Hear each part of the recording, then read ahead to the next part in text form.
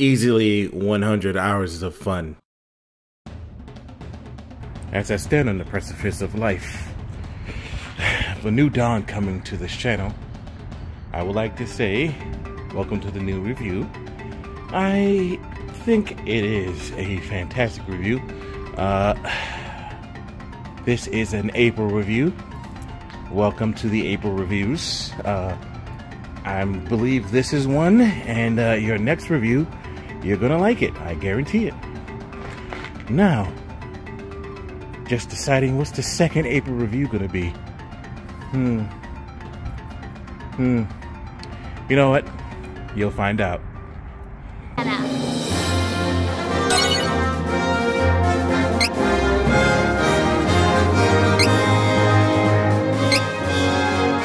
So the story starts as follows. It pretty much starts off where one of the previous Mana games lives off, but it's on a DS game and no one even cares about that game. For real, the game pretty much starts off with you selecting one of, I believe, 6 characters. Yep, definitely 6. Why did I even second guess that? I could have just easily looked to my left. Once you get any of those 6 characters, the game pretty much plays out in its own different way depending on the character you chose, especially when it comes to your first one. The characters are pretty much paired up in certain ways, like they are grouped in 3 main subplots. One with Duran and Angela, who oppose the Crimson Wizard and the Dragon Lord, Hawkeye and Rise, who oppose Belladonna and the Dark Majesty, and Kevin and Charlotte, who oppose Garmond and the Mass Mage. There is significantly more character interaction if you chose the person that's on the same path as you. For example, Angela would be more conversive with Duran because of their journey, and it is their main shared interest in the Crimson Wizard and the Dragon King respectively, which makes them talk quite often. Yeah, but because of this, I can't fully go over the beginning parts of the story because it differs, but I can say you have to start on this journey to go after some enemies, to go after the Mana Stones. Of course, have fun,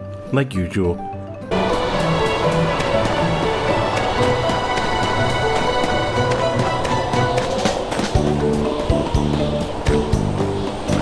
The story takes place in a fictional world where mana represents an ethereal but finite energy source. The mana goddess created the game's world, forging the powerful sword of mana and defeating 8 monsters of destruction called the Benevodons, sealing them within 8 mana stones, turning herself into the mana tree and falling asleep like a lazy ass. The game is set at a time when the mana starts to fade and peace has ended, and several people plot to unleash the Benevodons from the stones to gain ultimate power. So pretty much this means you travel from location to location to kind of get a better understanding of the situation, especially when it comes to these Mana Stones. You also fight multiple Guardian monsters, and then you fight the Benevodons, which does take a long time. And of course, in this game, the locales look great. Everything looks great, especially considering that this came from a Super Nintendo game in the past.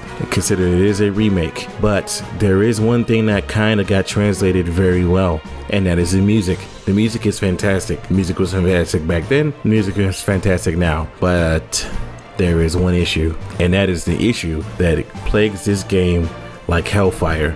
And that is the very, very, very bad voice acting. The voice acting is really not that good in this game.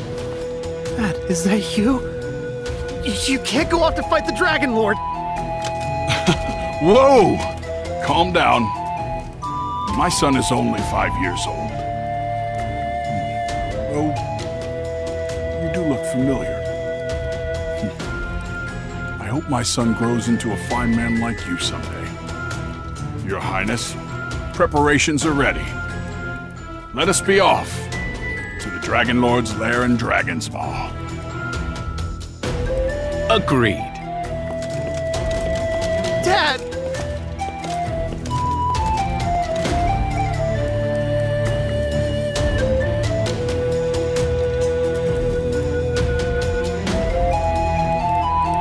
I'm a Mana Stone scholar.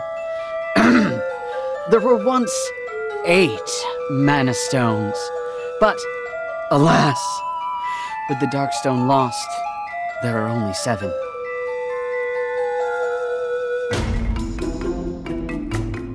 However, after exhaustive research, I have concluded that the Darkstone could be around Dragonsmaw, most likely in Crystal Desert.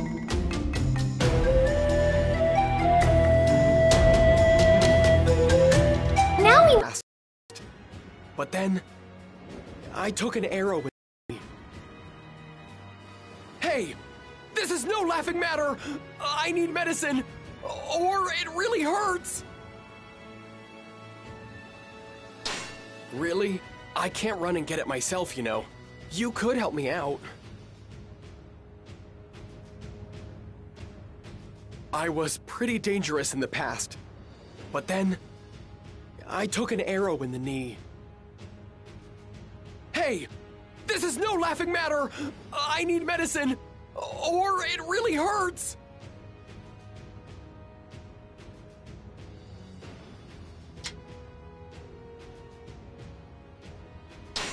That's great! Thank you! It really does hurt, so please, be quick!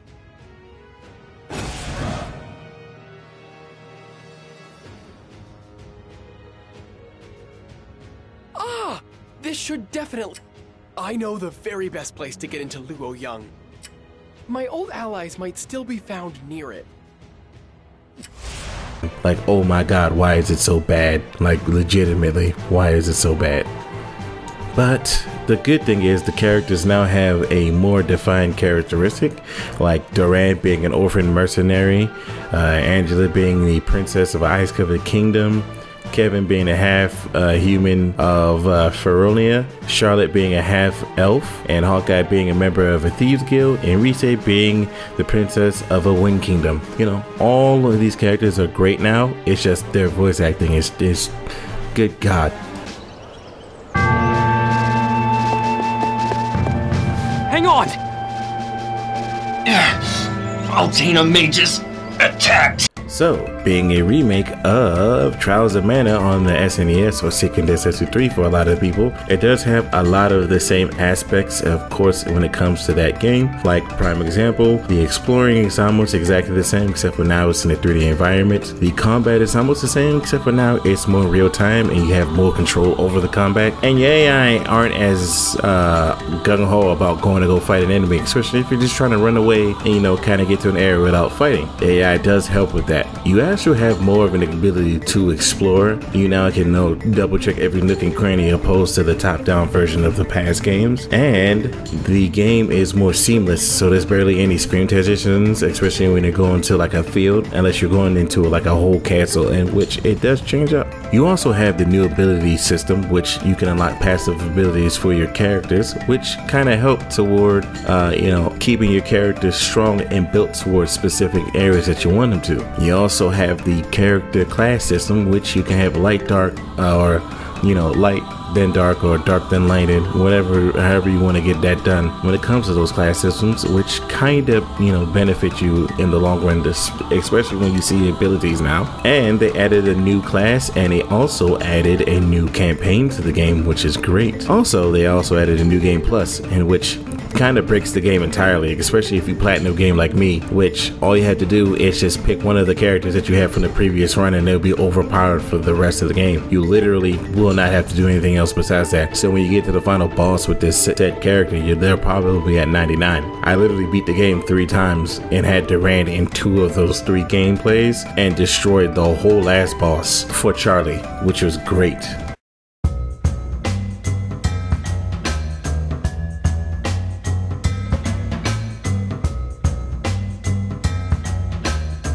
Okay, I'm going to be real honest with you. My thoughts on this game are pretty much based on the fact that I've played Seiken Densetsu on the Super Nintendo. Probably about 100 hours of me playing that game with different combinations of characters and different classes, and just seeing how the game ends, especially with all 3 of the times. My favorite being the Dragon God, spoilers, as the last boss, which is Durant and Angela. But again, those are my biases, especially when it comes to the original one. Now, when it comes to this new one, I did notice a few things. They added a collectible situation where you can collect this animal or this plant dude, which kind of, unlocks certain treasures on a, mini game. And they also, again, added the voice acting, which is just so bad in certain times. It's almost as bad as Dynasty Warriors 9, and I cannot stress this enough. Dynasty Warriors 9 had terrible voice acting. So why did they kind of add the same thing to this game? I don't understand why they did this. it kind of just it was very agitating when it came to it. But at the end of the day, I was able to, of course, get past the voice acting. There are some funny moments in the game, like, you know, the original, and which instead of having to read it, I can listen to it, which is what I love to do. And a lot of people just put it in the Japanese version, but you know, I stuck with my tried and true American version, which again, oh my god, the voice acting is so bad in certain points of this game. I almost didn't make any sense. But did I have fun? Yes. Once again, I platinumed the game, and it was a tried and true remake of one of my favorite games of the Super Nintendo, to the point where I even said and boldly claimed on the podcast that this game easily is going to be better than the Final Fantasy VII remake. And unfortunately, I still stand by that. That may be a hot take, but I stand by it. But let's move on to the final hour so we can kind of move on to the next game. First things first though, let's have a clip of something, and then by the end of that clip, you can avoid the spoilers. Make sure you skip to the spoiler. Niles, do we have any old nipples around the house? Hello, hello. Girls, what's the occasion? It's for you. Congratulations on quitting smoking. Oh, Niles, you know, when you quit smoking, you have to be very careful not to gain weight. Oh, really? Last time I quit, I gained 25 pounds. Eclairs are ready.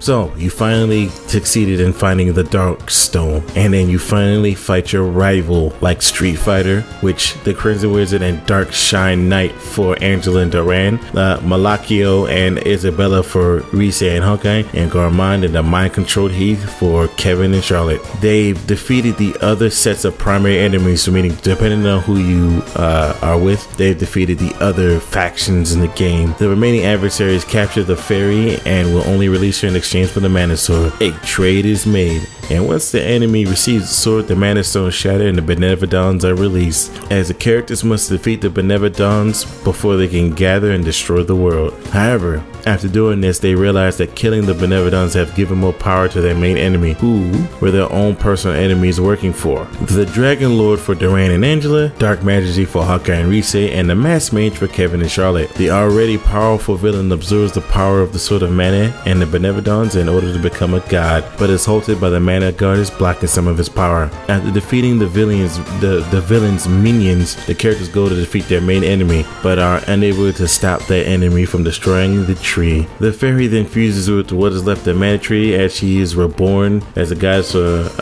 many years, and you defeat your enemy, aka the final boss, and now no longer mana exists in the world. And as the game ends, every character goes back to their own world, and then after that you get to go fight a whole nother person, which I'm not even going to get into because it adds so much extra nonsense. Have fun.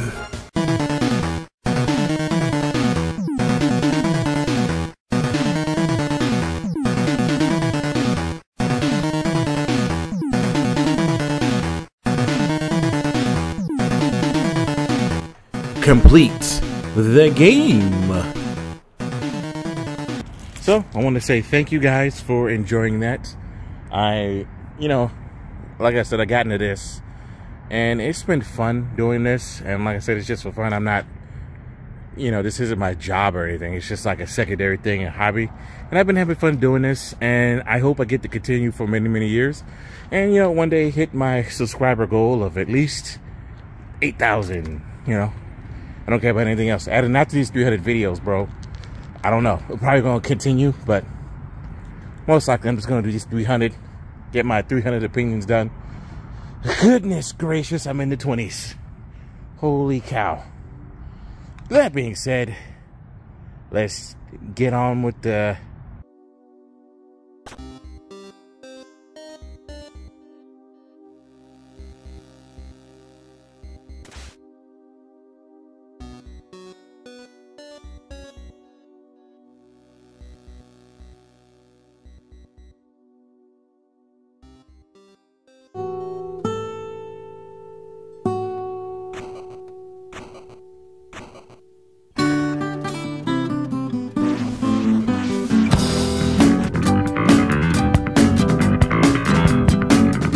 So, I hope you guys enjoyed the video.